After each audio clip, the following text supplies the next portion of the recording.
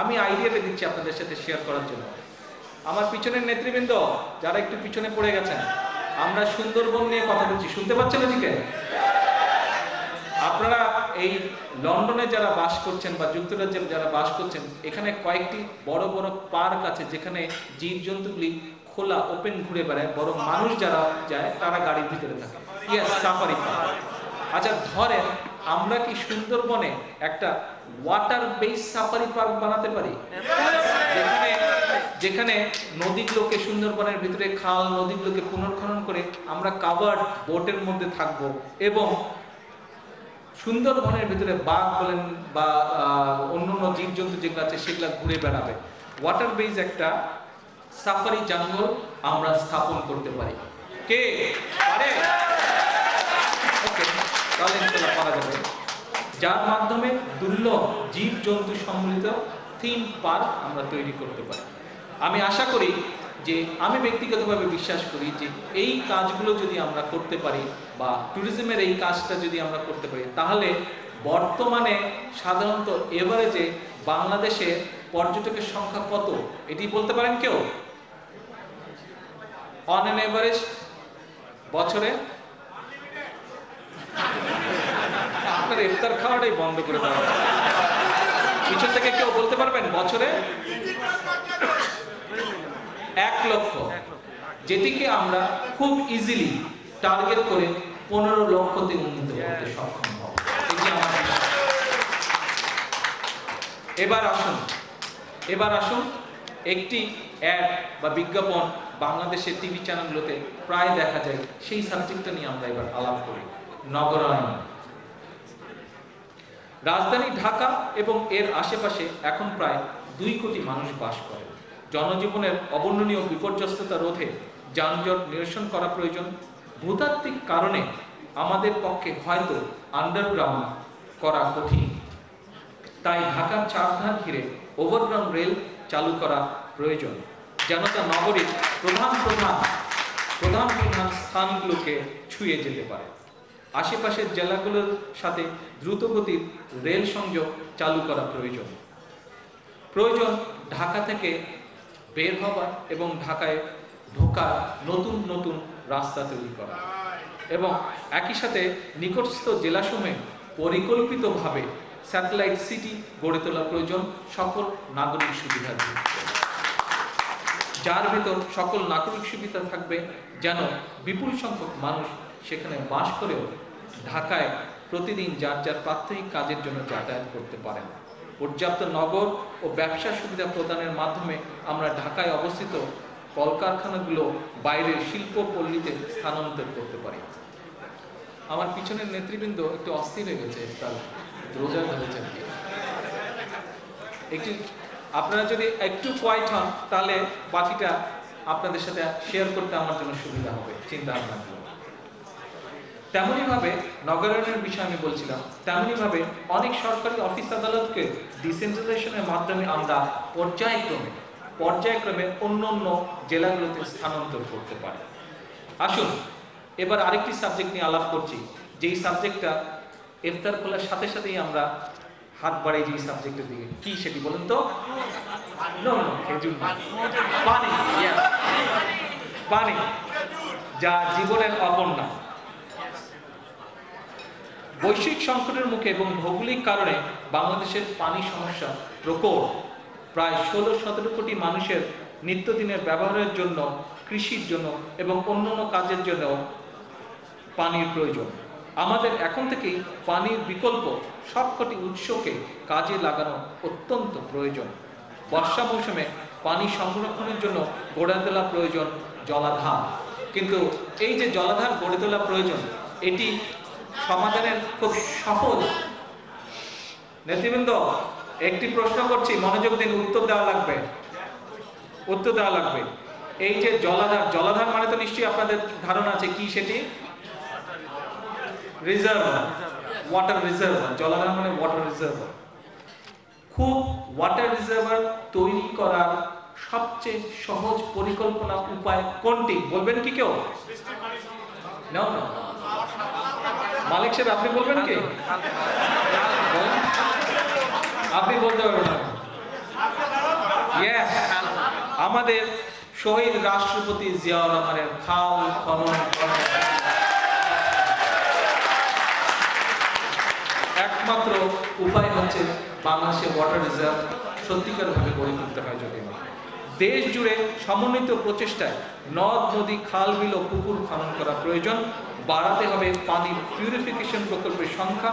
সর্বোচ্চ চেষ্টা করতে হবে নদ নদী বর্জ্য ও দূষণ মুক্ত রাখা।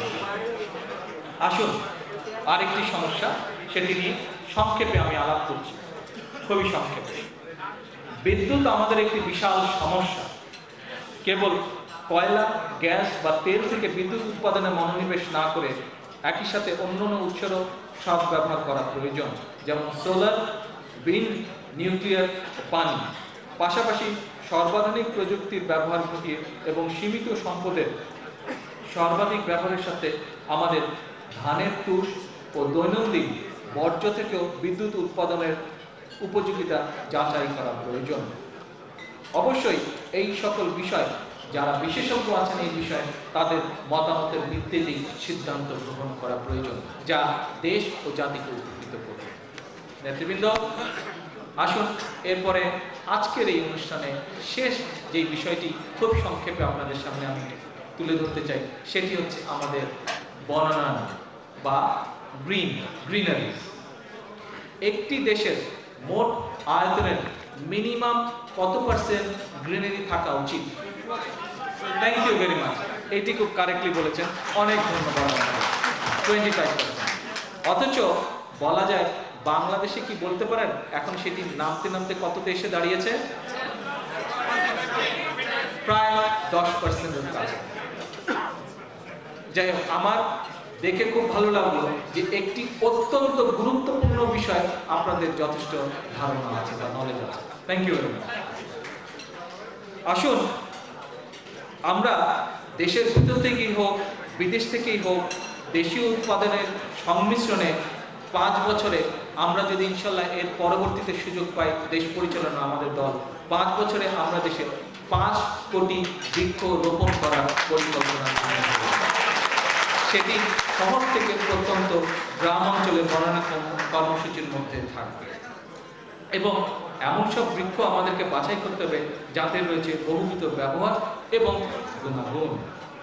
কাজে নেতৃবৃন্দ, আজকে যেই সাবজেক্টগুলো বা যেই বিষয়গুলো আপনাদের সামনে আমি খুবই সংক্ষেপে আলোচনা করলাম, আমার কাছে মনে হচ্ছে এই সাবজেক্টগুলো দেশ এবং দেশের মানুষকে যদি সামনের দিকে এগিয়ে নিয়ে যেতে হয়, যদি আমাদেরকে একটি সমৃদ্ধশালী বাংলাদেশ গড়ে তুলতে হয়, যদি আমাদেরকে দেশের মানুষকে অর্থনৈতিক সচ্ছলতা এবং সামাজিক সুশৃঙ্খলতা এনে দিতে হয়, তাহলে আমি বিশ্বাস করি যে এই পদক্ষেপগুলি গ্রহণের মাধ্যমে সেই বিষয়গুলি অর্জন করা সম্ভব হবে।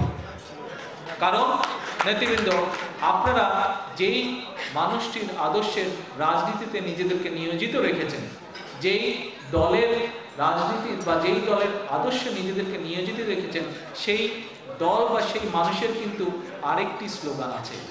আপনারা নিশ্চয়ই শুনেছেন, আপনারা নিশ্চয়ই জানেন কি সেটি। আমাদের রাজনীতির একটি অন্যতম প্রধান লক্ষ্য বা উদ্দেশ্য হচ্ছে যে বিএনপির রাজনীতি হচ্ছে উন্নয়নের রাজনীতি, বিএনপির রাজনীতি হচ্ছে উৎপাদনের রাজনীতি। আপনাদের সামনে যেই পরিকল্পনাগুলি বা যেই চিন্তাগুলি আজকে আপনাদের সাথে আমি শেয়ার করলাম, এগুলি সরাসরিভাবে জড়িত বাংলাদেশের উন্নয়ন, বাংলাদেশের উৎপাদনের রাজনীতির সাথে। নেতৃবৃন্দ, আসেন আমরা এই চিন্তাগুলো চেষ্টা করি কিভাবে এই চিন্তাগুলো আমরা আরো মানুষের সাথে শেয়ার করতে পারি। এই চিন্তাগুলো শেয়ারের মাধ্যমে এই চিন্তাগুলোকে কিভাবে আরো ডেভেলপ করতে পারি সেই বিষয়ে আমরা চিন্তা ভাবনা করি। নেতৃবৃন্দ, আজকে প্রথমে আমি সকলকে শুভেচ্ছা জানাচ্ছি, ঈদ মোবারক, ঈদের শুভেচ্ছা। কিছুদিন পরে আমাদের ঈদ আসছে, একটি আনন্দের অনুষ্ঠান, সেই ঈদের শুভেচ্ছা আপনাদেরকে জানাচ্ছি।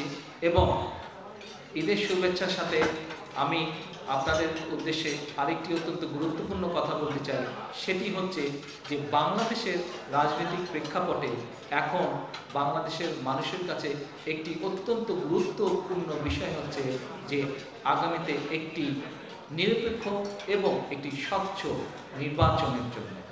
এবং স্বচ্ছ নির্বাচন নিশ্চিত করতে পারে যা বাংলাদেশের অধিকাংশ মানুষ বিশ্বাস করে, তা হচ্ছে একটি তত্ত্বাবধায়ক সরকার। কাজেই নেতৃবৃন্দ, তত্ত্বাবধায়ক সরকারের মাধ্যমে যদি একটি নিরপেক্ষভাবে নির্বাচিত সরকার বাংলাদেশে অধিষ্ঠিত হয়, তখনই একমাত্র সম্ভব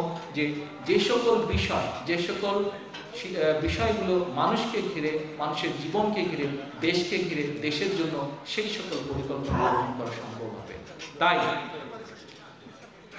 তাই নেতৃবৃন্দ, আমাদের আগামীতে, নিকট অতীতে আমাদের সকল রাজনৈতিক চিন্তা ভাবনা এবং লক্ষ্য উদ্দেশ্য হওয়া উচিত নির্বাচনময়, কিভাবে একটি নিরপেক্ষ তত্ত্বাবধায়ক সরকার প্রতিষ্ঠা করা যায়।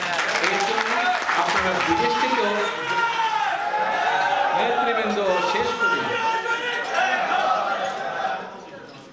সেই জন্য নেতৃবৃন্দ আসুন আপনারা যার যার অবস্থান থেকে চেষ্টা করুন কিভাবে নট এ নির্বাচন কিন্তু একটি নিরপেক্ষ সরকার কিভাবে দেশে প্রতিষ্ঠিত করা যায়, একটি তত্ত্বাবধায়ক সরকার কিভাবে প্রতিষ্ঠিত করা যায়। পরিশেষে আবারও আজকের আয়োজক, এই ইফতার অনুষ্ঠানের আয়োজক যারা যুক্তরাজ্য বিএনপি এবং যুক্তরাজ্য বিএনপির যে সকল যুক্তরাজ্য বিএনপির সভাপতি, যুক্তরাজ্য বিএনপির সেক্রেটারি এবং তাদের দুইজনের সাথে আরও যে সকল নেতৃবৃন্দ এবং কর্মীরা আজকের এই অনুষ্ঠানকে আয়োজনে সাহায্য করেছেন, আজকের এই অনুষ্ঠানের আয়োজন করেছেন, তাদের সকলকে আমার পক্ষ থেকে আন্তরিকভাবে শুভেচ্ছা জানিয়ে এবং আপনাদের সকলকে আবারও ঈদের শুভেচ্ছা জানিয়ে আমার বক্তব্য শেষ করছি। ইনশাল্লাহ ঈদের পরে আবারও আপনাদের সাথে কথা হবে, আবারও আপনাদের বক্তব্য শোনার আমার সুযোগ হবে।